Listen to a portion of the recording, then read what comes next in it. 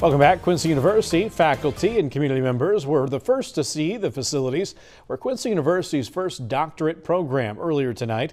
WGEM's Robbie Tucker went there to the ribbon cutting to see what those programs will bring to the Gem City.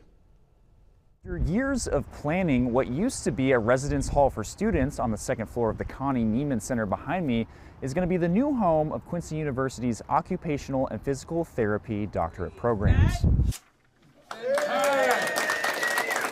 It is absolutely amazing to have this become reality. Each program's hybrid format will allow students to complete online coursework and in-person learning in the new labs, equipped with treatment tables and assistive devices you'd find in a clinic. The occupational therapy program held its first online classes on Monday.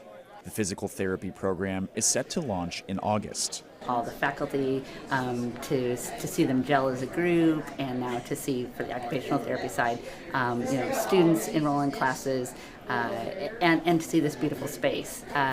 It is really surreal. A grant from the state of Illinois combined with funding from QU covered the cost of the new labs, which faculty believe will bring new opportunities and homegrown medical talent to the tri-states. There will be rewards that are reaped in this community, in 10, 15 years that 10 years ago would have been unthinkable. In Quincy, Robbie Tucker, WGEM News. And we have more information about those programs online right now at WGEM.com.